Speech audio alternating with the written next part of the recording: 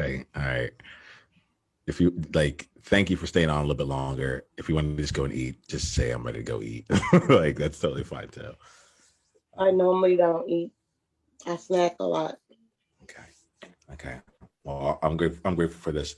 I have like two more questions that are on my mind. Like what I'm trying to do right now is I'm trying to see what the World Joy Movement is. You know, I know me now, and what I needed to create was a container for me to be able to both serve and create with people. Hmm. You know, and I think as this goes on, my brain gets more and more like, oh wait, no, it's this. Oh wait, hold on, it's more of this. You know, and so I'm grateful for our conversations because every time we meet, it gives me a chance to see a little bit more of like refine it a little bit more and to see what it is and what it isn't. Um, this is a co-created space. And what I mean by that is like, I really do mean like my style of leadership is to be two things. One, to be a lone nut so that no one, like if people want to dance, I know people want to dance, but no one's dancing. I'll be the one that just starts dancing by myself out there. I'm like, I know y'all want to dance. I'm not going to even, I'm just going to dance. All right. And then the second one is to be the first follower, which is to go and support someone else who is out there dancing on their own and being like, all right, look, I'm down to go with you on that. Right. So today, in today's conversation, there's a bit of first follower, right? Where it's like you have a vision out here and it's like, I'm going to meet you in the abstraction and I'll dance with you out there. And then over time, we're going to like bring in more and more and more. Okay. And here goes the movement. Like we can see it. We can see what the message is. It's great. You know? So I love doing that for people. I love letting these spaces be a platform for people.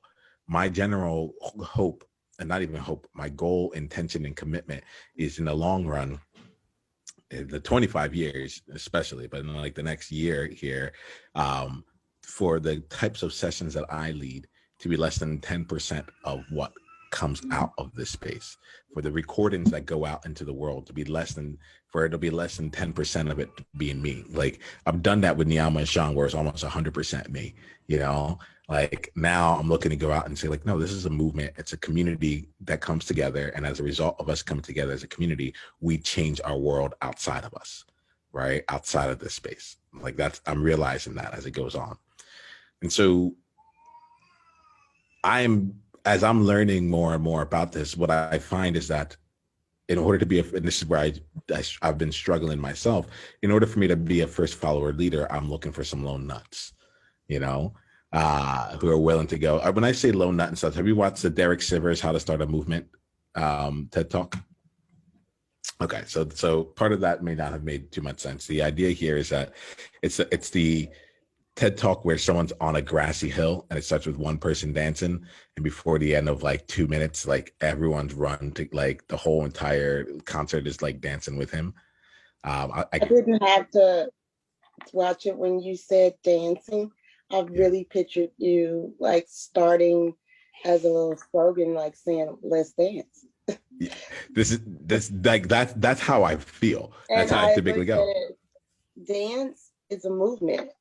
It Mm, starts with one movement at a time. I literally took some mm. dance classes, and that's what we talk about was movement.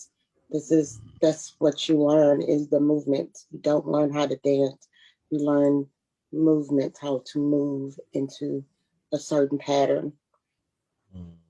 That's interesting. Thank you for that. I'm going to take that as a gift. I'll be playing with that.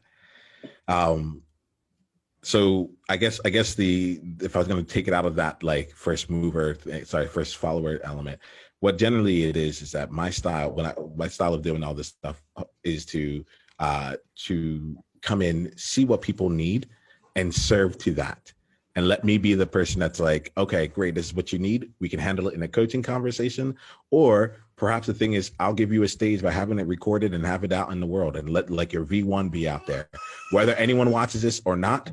Doesn't matter. You've said it. Now you can move on to the next part, or you can come back and refine it more and thoughts there. Okay. And so there's a big part that flows out of me of like, okay, what would serve Mary? Or like, what's the sandbox that would serve Mary here, right? When in a lot of my other programs, I'll go by and we'll give them spaces to like lead a session, like facilitate a conversation that they want to like lead. Or when they figure out their message, they'll come and they'll give that message into the space. Or it could be, you may not be the only person that's trying to figure out how to turn your vision into action and trying to learn what, like, tell your story or to figure out what your message is. So I can go and create different sessions and put on the calendar the World Joy Movement for anyone that's looking to figure out their message. I was talking to Mary. We were hearing more about her message and story, and we're going to create a session specifically to help you pull out what your message is, or to get you in the space with other people who pull out your message. And you're going to come in and you're going to come in with curiosity. So I did it with you right now, one-on-one, but we can create an entire thing where everyone can come in, say whatever they need to, and everyone just ask questions to get more curious and pull back different layers and so on and so forth. Like that, to me, that's fun. That's joy for me. That's like how we get to the answer is more important than the answer for me. So I want to kind of, I'm finding this again, as I do this, I'm like, oh, okay. The World Joy Movement is just a container, and it's more important for me to figure out what do people want, and then find out, okay, how will I serve what people want or create with that, than for me to come out and say, for example, I'm going to create another 3 weeks worth of conversations on the importance of showing up in the world as you. Like, it could be more heavy than what people want, Like it could be like, I just need 10 minutes to go talk to someone and get into a joyful space every morning. If I can get 10 minutes to come in here and spend time in this space where my energy gets up to joyfulness, I'm good. Or you get what I'm saying? Like I'm really open about like looking at this as a community and saying, I'm going to choose conversations first, but then there might be some things of saying, okay, great. I've had all the in-person conversations. What would we look like? We're going to draw together, or we're going to do this together, or whatever it is. I don't know. That's I'm here to serve and emerge, but not serve through coaching, serve as a platform, and be like, okay, great. For example, someone is now going to host weekly co-working hours inside the World Joy Movement, where it's just like, I just don't want to work alone anymore. I think it'd be really fun to work with other people. So on Wednesdays from 1 to 2 Pacific for the next 3 months or next month and a half, this time slot, if you want to come and work with someone, I will be here and we can all just join on Zoom. That's what I'm about. Like, I'm a space for other people to be in community with each other and be a platform for each other. So I'm giving these as examples here. And a lot of the examples I'm sharing with you have come from other people that I've talked to individually to find out what would really serve. It's the World Joy Movement. Yeah. What was your greatest insight from this conversation? And if you want to come and be a part of a conversation like this live, it's really simple. Just go to beworldjoy.com and come introduce yourself, and let's take the conversation to the next level, because you're there now. All right, let's play.